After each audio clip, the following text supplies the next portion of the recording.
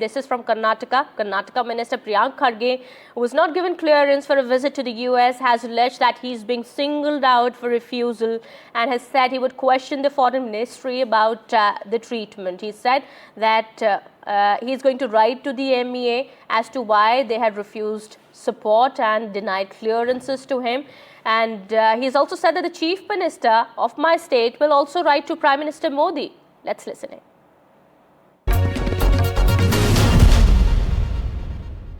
Well, we here at NDTV had, of course, put out this information that Minister Priyank Kharge was denied clearance to visit the United States as a part of the state delegation. He's come back from Paris. He's joining us today here. So if you could tell us what exactly happened. Take us through the sequence of events. When were you supposed to visit the United States? What was on the agenda and why was the clearance denied?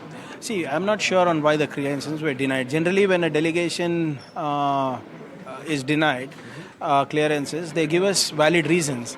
Right now, there are no valid reasons denied.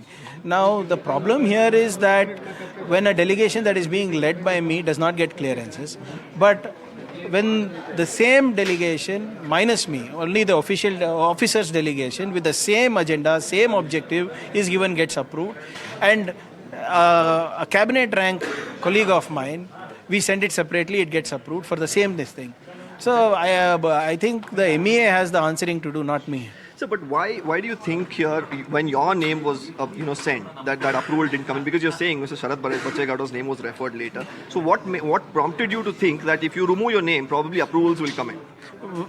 So you tell me, again, it's not my job to explain this. So we had sent saying that I am leading a delegation, gets disapproved. I take my name out, put the same delegation, put the same meetings objectives, put the same probable impact. We have not changed a full stop or a comma, that gets approved. So how am I supposed? And if the MEA gives valid explanation saying that, look, these are against the interests of the country or investment policy of the country, and this is something that you should not be indulging in, means we are okay with that.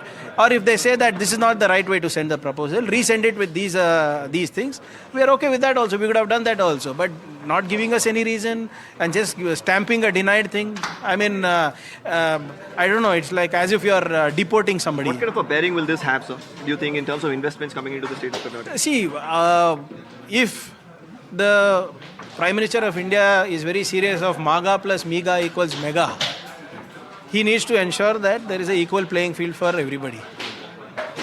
I don't know, and if ministers are not seen at the right places with the right people, how do you expect us to convince them to invest in India? And we are not saying, and whatever investments come to Karnataka always has a cascading effect to the government, to the nation as well. Today we are one of the biggest economic growth engines in the technology sector, in the ESDM sector, and the biotech sector. And if the government of India thinks that Karnataka will not be able to deliver, I wonder which state will be able to deliver. Last question, you just mentioned that some of the other ministers from other states also were denied. Do you have any names? What information do you have? I cannot speak on their behalf, but I have